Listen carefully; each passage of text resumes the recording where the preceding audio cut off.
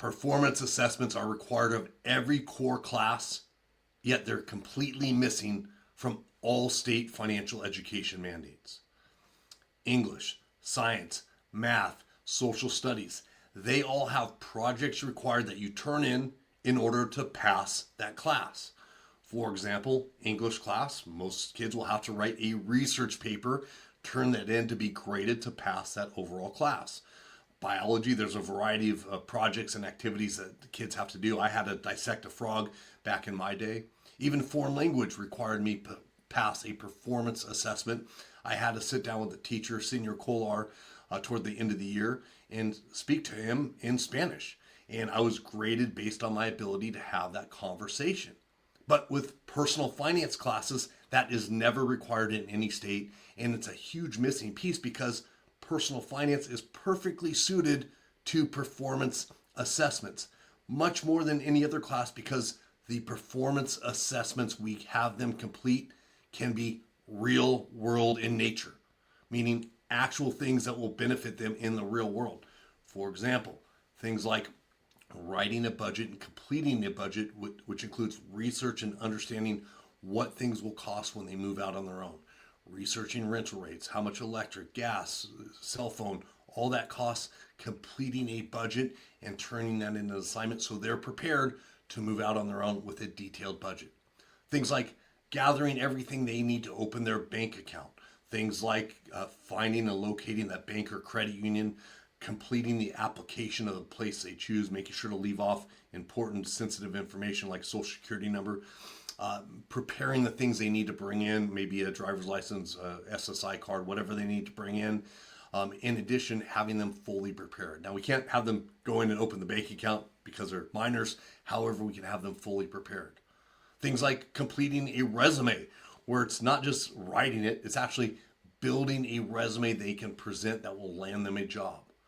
Things like getting a copy of their credit report. Now, a lot of people say, well, why? They're kids, they don't need that. Well, about 2% of the populace under 18 has had identity theft occur already. So it's a good practice for them, and hopefully we can help them catch some things early. Also, this will help prepare them for another practical activity, which is building out their financial calendar. What to do and when, have it organized on an actual calendar they'll utilize in the future. These are practical activities.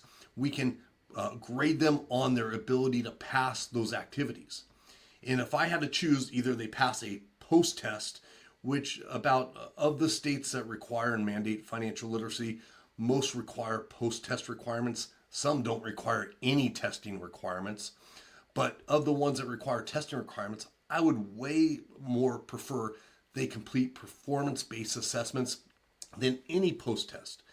I know if somebody completes projects that detail out, they're able to apply that information, they're building out structure and things that will benefit them in the real world. And as an educator, I'm able to better assess the student's grasp of the topic on how they did on the project, rather than trying to guess how they did on a test, because a lot of people can pass tests easily. You can guess on answers and so forth. It gives a lot of value to that.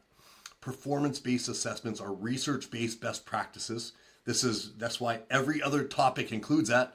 But again, personal finance, they completely ignore research-based education methodologies. They completely ignore the things that every other topic is around. That's why I consider financial education programs in high school financial information programs. They're not education. They're not following minimum education standards. Even worse than not grading them on performance assessments is the fact that most don't even have them do projects. It's just giving them information. So they'll have to memorize ROI, what's a good credit score, who are the 3 credit bureaus, all this stuff that's not important. It's good that they know, but it's less important than having proven that they've been able to research and create a budget, having them have a resume, and knowing, having the clothes to go interview. Those are much greater in terms of being able to predict future outcomes. Somebody's ability to pass a post test tells me that, hey, they're either a good test taker, they memorize things real well, they crammed real well, but they'll likely forget. Let me give you 2 examples. Mississippi, over 70 line items, okay? And I'm not picking on, I'm going to go over 2 states. I'm not picking on these states. This is an indicator of what all states look like. Over 70 line items they're telling teachers they have to teach. And of that, they have 2 actual project-based learning things that would apply into the real world, right? So these would apply in the real world. One is completing their Mississippi employee withholding exemption. Well, that's good. It satisfies that real world nature. The bad thing is it has the students enter their social security number. That's a major risk, major problems. I can't believe their compliance and legal let that through. And Mississippi has untrained educators like most states. They don't train them on personal finance. They would not be able to understand. They shouldn't have fill out the social security number on that form. So one of the 2 things is a major compliance nightmare, major fail. Next, develop a budget to manage spending and savings. Okay, that's good, but we can enhance that more because some people may not have a job or have any expenses. So what would that project look like for them? I think developing a future project would be inclusive of everybody in that class where everybody can be involved. One other thing they had on there, just as a chuckle, one of the 70 line items was write a check. It's 2025, right? Write a check. Utah, one of the most highest rated states out there, over 90 line items. They had develop a budget as well.